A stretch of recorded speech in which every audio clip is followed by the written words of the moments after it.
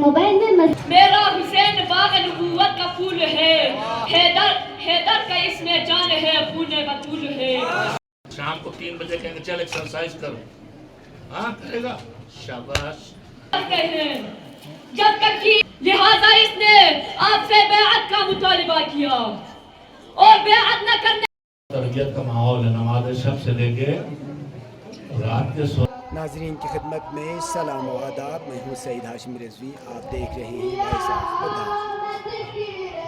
تنظیم المکاتب کی جانب سے ضلع کرگل کے سب ڈویژن سانکو کے تھزگام امام باڑے میں آج دینی تعلیمی کانفرنس کا انعقاد کیا گیا، جس میں علاقے سرو کے مختلف زونوں کے مکاتب کے طلباء و طالبات نے شرکت کی اور تعلیمی مظاہرہ پیش کیا۔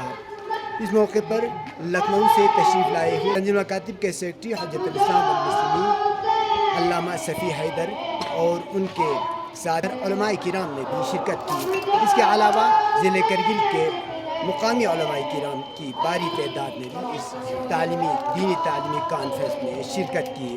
پیش ہے وائس آف بدھا کی خصوصی رپورٹ۔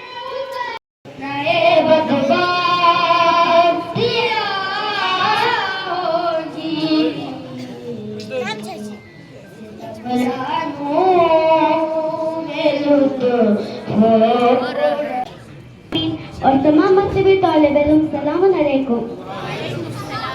ہم سب آزاد لوگوں کے سامنے ایک مکالمہ پیش کرنا چاہتے ہیں جس کا موضوع ہے موبائل فون ترقی کا ذریعہ یا تباہی کا راستہ۔ کردار ایک ذہین باشعور مگر موبائل میں مصروف طالب علم فاطمہ، حقیقت پسند متوازن سوچ رکھنے والا دوست عشرت، تجربہ کار دردمند اور مخلص معلم استاد صاحب منتظر۔ منظر اسکول کا سر سبز لان، پرانا سا بینچ، ہلکی سی ہوا اور درختوں کی سرسراہٹ۔ فاطمہ کرسی پر بیٹھی ہے، اس کی نگاہ موبائل کی اسکرین پر جمی ہوئی ہے۔ السلام علیکم فاطمہ۔ فاطمہ موبائل پر آنکھیں بے دھیانی سے۔ وعلیکم السلام۔ جی بہن آپ کیسی ہیں؟ میں تو ٹھیک ہوں، مگر تمہیں دیکھ کر دل میں خلش سی اٹھتی ہے۔ یہ فون تمہارے ہاتھ کا حصہ بن چکا ہے، کیا ہوا؟ یار سب کچھ تو اسی میں ہے، لیکچر، نوٹس، نیوز، ریسرچ، سب موبائل پر۔ بس وقت ضائع نہیں کرنا چاہتی، اسی لیے ہر وقت آن رہتی ہوں۔ وقت بچا رہے ہو یا وقت کھو رہے ہو؟ کبھی سوچا ہے یہ جیسے کہ تمہارے علم کے دروازے دیکھتی ہے وہی تمہیں زندگی سے بھی کاٹ رہی ہے؟ کیا مطلب؟ میں تو سمجھتا تھا کہ موبائل سے میری کارکردگی بہتر ہو رہی ہے۔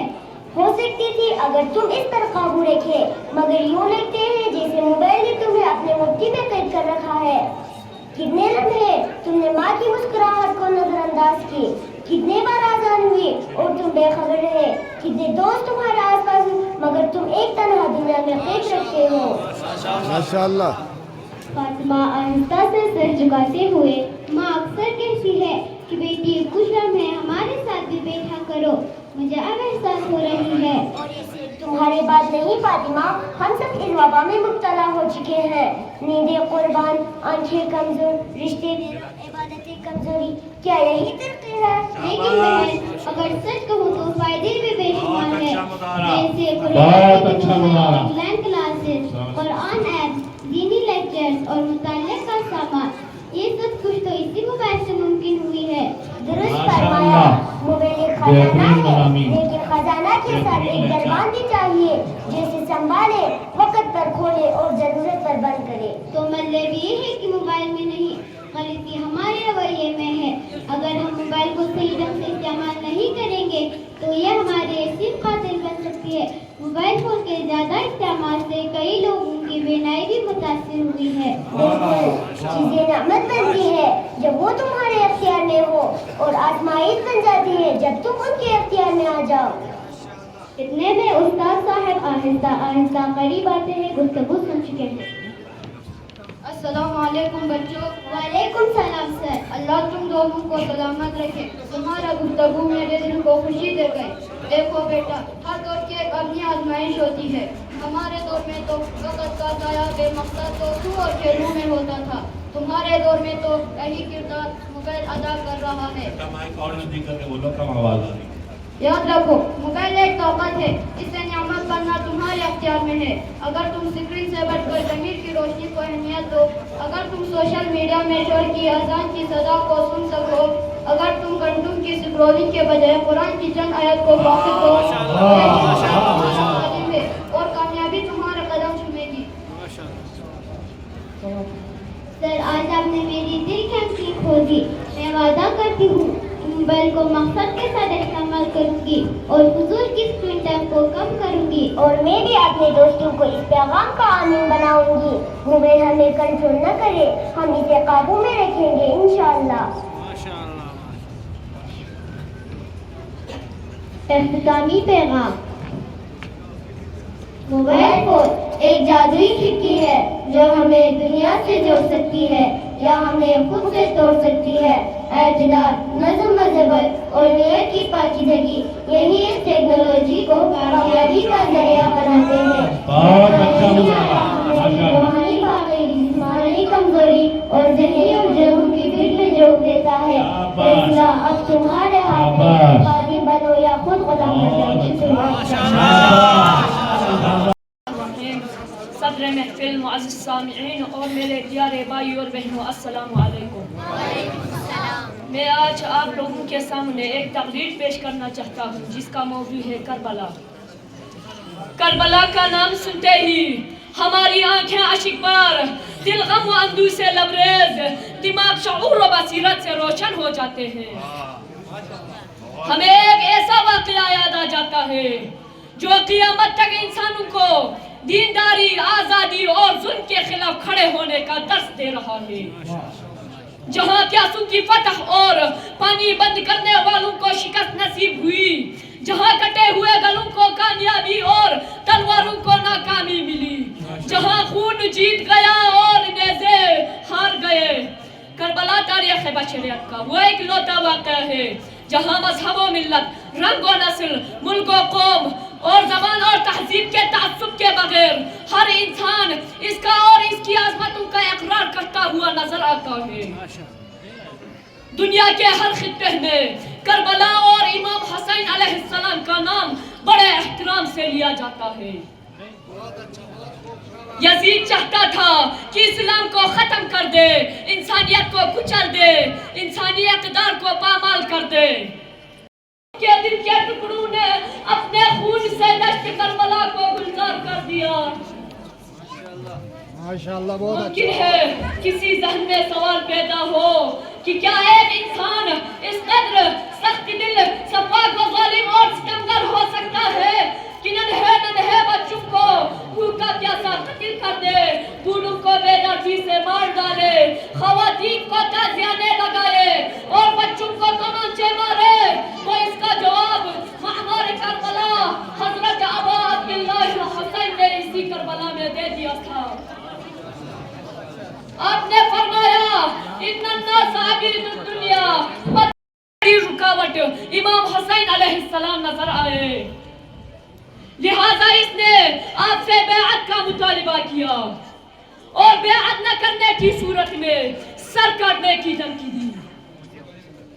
امام حسین علیہ السلام جو نبی کے نواسے، علی کے نور نظر اور فاطمہ زہرا کے لخت جگر اور دل کا چین تھے، انہوں نے فیصلہ کیا کہ یزید کے اس مطالبے پر خاموشی جائز نہیں اور اسلام و انسانیت کی پاسبانی کے لیے اٹھ کھڑے ہوئے۔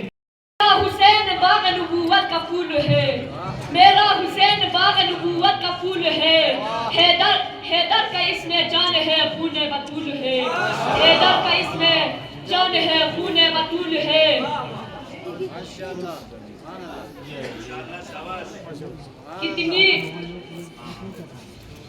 کتنی حسین ذات ہے مولا حسین کی، کتنی حسین ذات ہے مولا حسین کی، جس کے لیے حضور کے سجدوں میں طول ہے، جس کے لیے حضور کی سجدوں میں طول ہے۔ محمد وآل محمد صلوات۔ آپ کو ایک اہم سبق پڑھائیں گے، یعنی میت کو کفن پہنانے کا طریقہ۔ کفن کیا ہوتا ہے؟ بہت اچھا سوال۔ جب کوئی مسلمان دنیا سے رخصت ہو جاتا ہے تو اسے پاک صافیہ نے غسل کر کے سفید کپڑے میں لپیٹا جاتا ہے اسے کفن کہتے ہیں۔ ماشاءاللہ، شاباش۔ یاد رکھو بچوں، کفن پہناتے وقت آداب و احترام ضروری ہے، کیونکہ یہ آخری لباس ہے جو انسان کو پہنانا ہوتا ہے۔ ہاں، ہم نے سمجھ لیا کہ کفن پاکیزگی اور احترام کے ساتھ پہنایا جاتا ہے۔ شاباش بچوں، میت چاہے مرد ہو یا عورت، 3 کپڑے دینا واجب ہے۔ پہلا لنگی،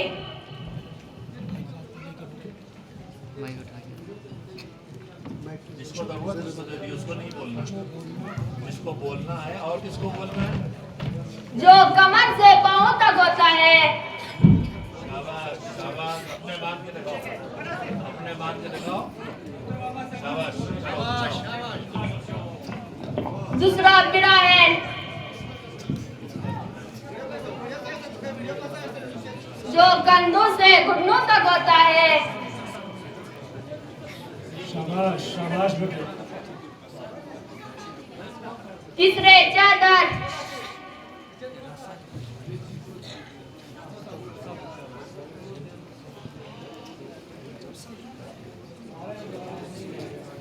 شاباش، جو سر سے پاؤں تک پوری بدن کو ڈھانپتی ہے۔ شاباش، بہت اچھا، بہت اچھا، اور مستعد طور پر آپ کو مرد ماشاءاللہ کہنے میں پیسے نہیں لگیں گے، ماشاءاللہ کہنے میں آپ کو ثواب ملے گا۔ ایک ذکر خدا کا، ایک ان بچوں کی ہمت افزائی کا۔ یہ بچے ہمت افزائی کریں گے، یہ آگے کیا بنیں گے آپ کو ملتا رہے گا۔ اب تک میں ایک ماشاءاللہ سے تو بچے کی ہمت بڑھائیے۔ دوسری گزارش کروں گا، یہ جو بزرگ سائڈ میں ہیں اور درمیان میں آ جائیں تو زیادہ اچھا ہے۔ والنٹیئر حضرات بچوں کو پیچھے کریں، والنٹیئر حضرات بچوں کو پیچھے کریں، والنٹیئر حضرات، رضاکار حضرات بچوں کو پیچھے کیجئے، بزرگوں کو سامنے لائیے، بچوں کو سامنے، ادھر سامنے۔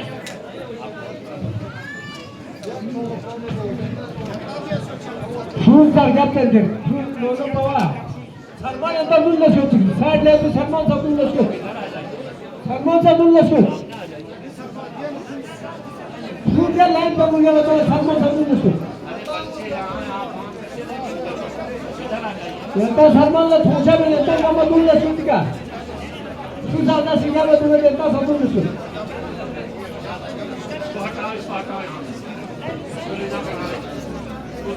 ران بیچ اور امامہ عورت کے لیے بیٹا نونو، اردو کے ساتھ جو تم زبان بولتے ہو اس میں بھی بتاؤ، کی زبان میں بنتی ہے جو کہ نام ہے۔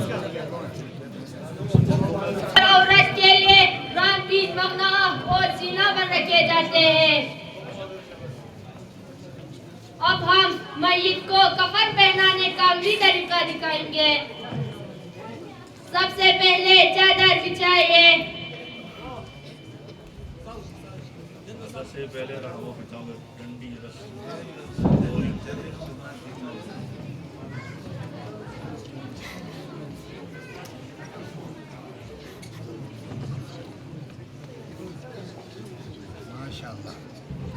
چادر کے اوپر براہن گریبان کو پھاڑ کر آدھا بچھائیں اور آدھا سر کی جانب نکلا رہنے دیں۔ شاباش، شاباش، ماشاءاللہ۔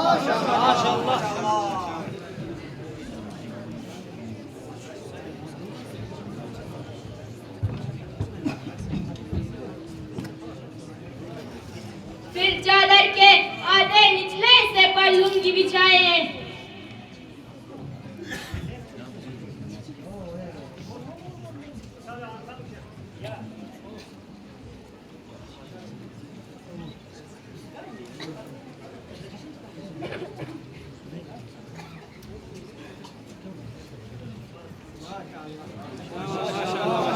لنگی کے اوپری حصے پر ران پیچ کو رکھ دے، جس کے اس رے کو جو کمر کی طرف رہے گا لمبائی میں اتنا کاٹ دے کہ کمر پر لپیٹ کر باندھا جا سکے۔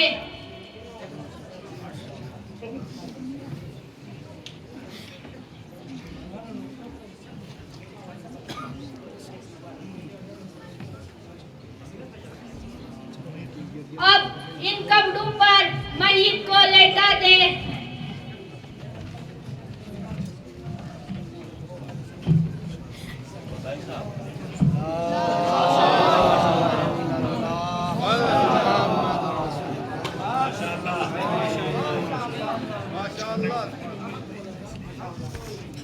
ران پیچ کے دونوں سرے جو کاٹ کر بنائے گئے ہیں اسے کمر پر اس طرح باندھے کہ گرا نہ پر پڑے.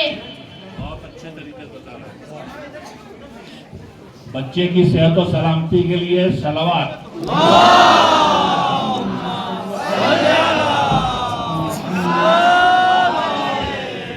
اس کے بعد میں عید کی شامگاہ پر روئی رکھ کر ران پیچ کا دوسرا سرا اس باندھی ہوئی گرہ سے اس طرح نکالے کہ لنگوٹ کی طرح ہو جائے اور روئی نہ گرنے پائے. اس کے بعد دونوں پیروں کو ملا کر لنگی سے لپیٹ دے.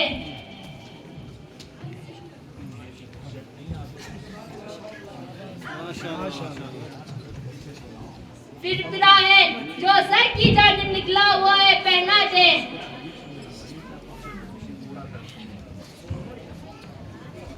اس کے بعد امامہ کو سر پر باندھ دے.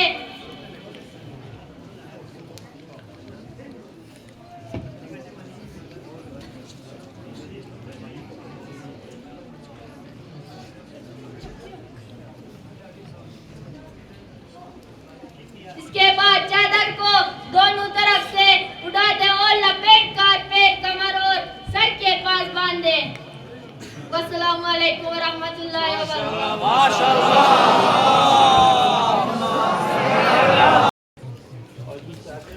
یہاں علماء ماشاءاللہ تشریف لائے ہماری عزت افزائی ہے. اس جلسے کا وقار ہے, معنویت میں اضافہ ہے.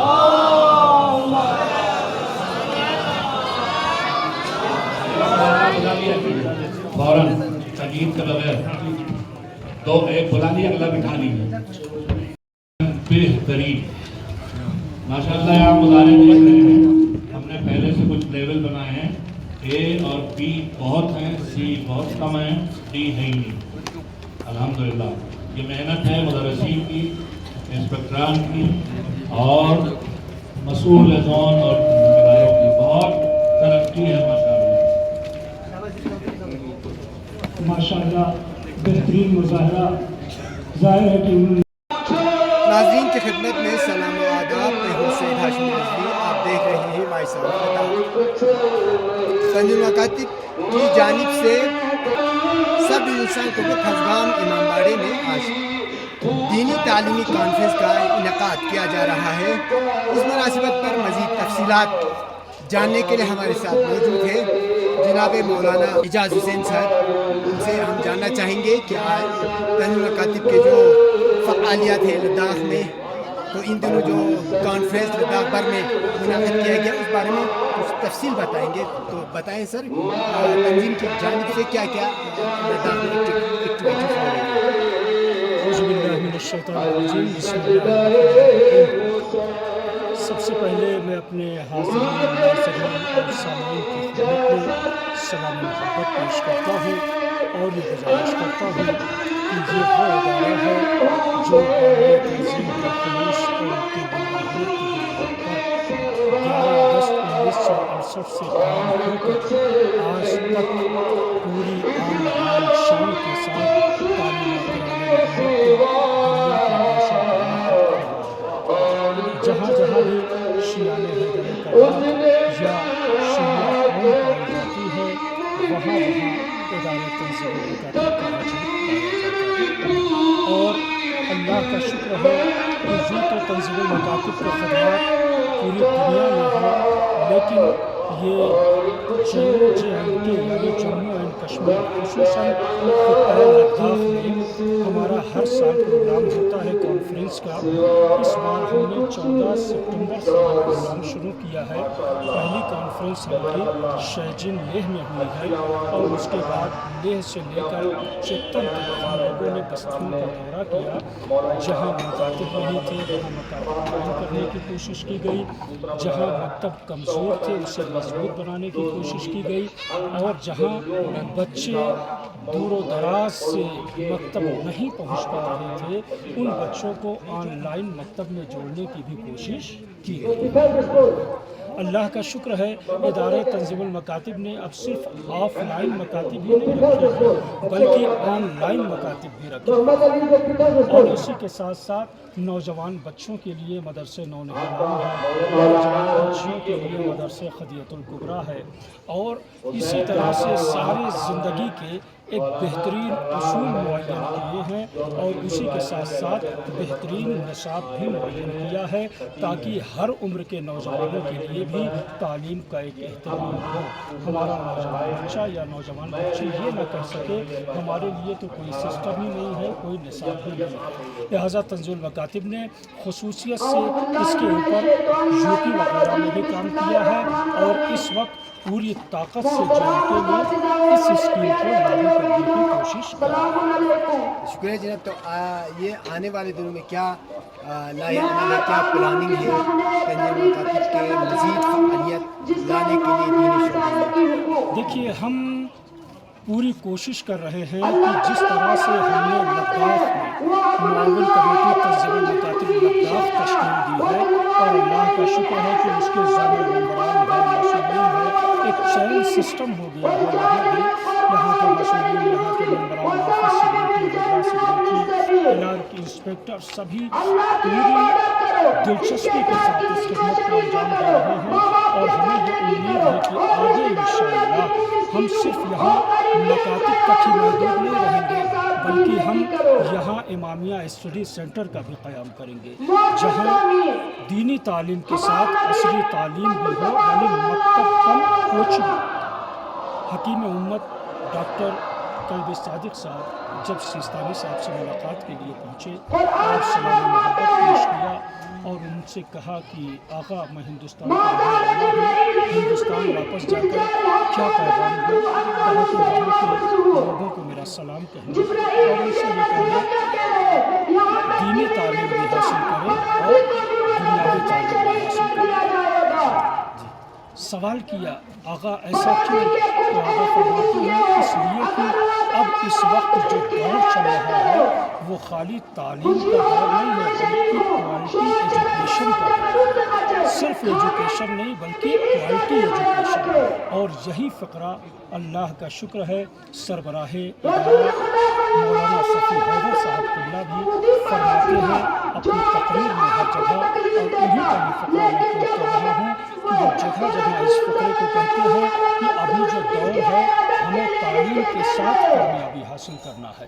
आज का जो दौर है वो इल्म का दौर है, आज का जो दौर है वो एजुकेशन का दौर है और सिर्फ एजुकेशन नहीं बल्कि क्वालिटी एजुकेशन हमें अपने नौजवानों को देना है, अपने बच्चों को देना है ताकि हमारी कौम में डॉक्टर बने, इंजीनियर बने, प्रोफेसर बने, लेक्चरर, जज, वकील बने, लेकिन ऐसा डॉक्टर नहीं जो किडनी चलाए, ऐसा इंजीनियर नहीं जो रेत की मिट्टी लगाता हो, ऐसा जज वकील नहीं जो रिश्वत लेकर फैसले बदलता हो, बल्कि ऐसा डॉक्टर बने जिसे गैर भी देखने के बाद ये कहे कि वाकई ये अली वाला डॉक्टर है, ये अली वाला इंजीनियर है, ये अली वाला। तहजीब सिखाती है जीने का सलीका, तहजीब सिखाती है जीने का सलीका, तालीम से जाहिल की जहालत नहीं जाती, तालीम से जाहिल की जहालत नहीं जाती। रूबरू मौलाना गुलाम मेहदी मौला मोहम्मद वाले मोहम्मद। तालीमी काबिलियत इम्तिहान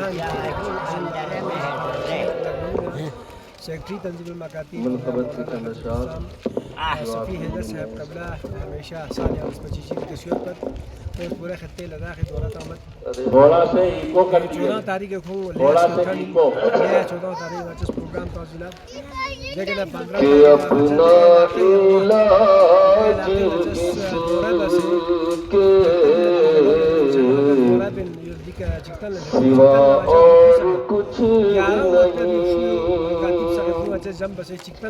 अपना इलाज इसके धसगाम इलाका कुछ नहीं خاک صفا میری دعوا اور کچھ نہیں، خاک صفا میری دعوا اور کچھ نہیں، اسے دیکھنے کہ گھٹتی نہیں ہے آنکھوں کی بینائی، اس لیے گھٹتی نہیں ہے آنکھوں کی بینائی، اس لیے گھٹتی نہیں ہے آنکھوں کی بینائی، اس لیے پیش نظر کرب بلا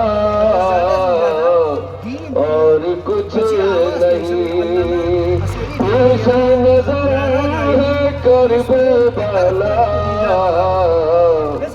اور کچھ نہیں،